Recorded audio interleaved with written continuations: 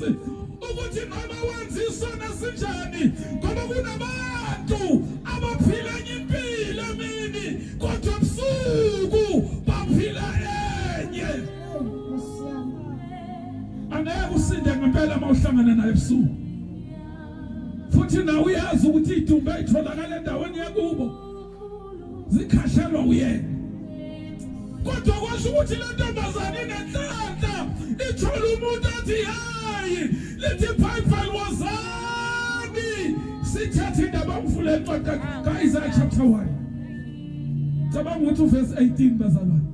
Thatha indaba. Wozani bantu baseTrehe, wozani bantu baseNtabeni zaseTrehe, wozani sithatha indaba.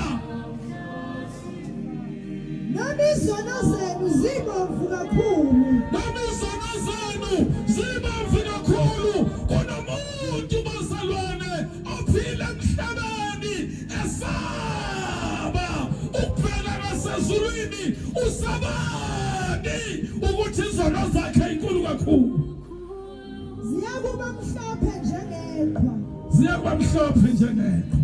Noma zibomvu njengobubende. Noma zibomvu njengobubende. Ziyakuba njengoboya bezimvu. Ziyakuba njengoboya bezimvu.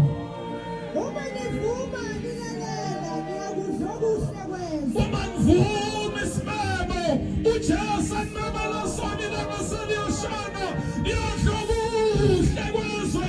Kunabantu abaphila emhlabeni bembethe iqalekiso noma uzama lokhu akulungi noma uzama lokhu akulungi kodwa sikhona isimemo sikaJesu Kristu ukuthi woza sithathe indaba. Ngicela lelo verse. Wozani-ke sithathe indaba usho uJehova. Woza sithathe indaba usho uJehova.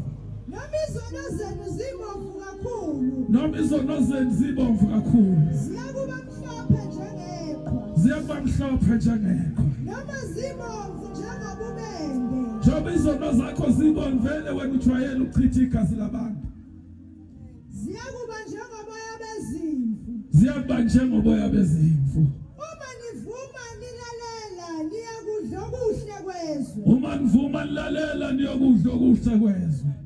Kepha uma nala nihlubuka niyakudliwa inkemba. Uma nala nihlubuka niyodliwa inkemba. Ngoba umlomo kaJehova ukhulumile. Ngoba umlomo kaJehova ukhulumile. Njengoba silabo sineyiqalekiso. Njengoba silabo esihlupheka. Njengoba silabo uthi uyababa kungalungi lutho. Uthi kuya kumlaba ababona abakutshela ukuthi kuphendulelwa inhlabathi yamathuna.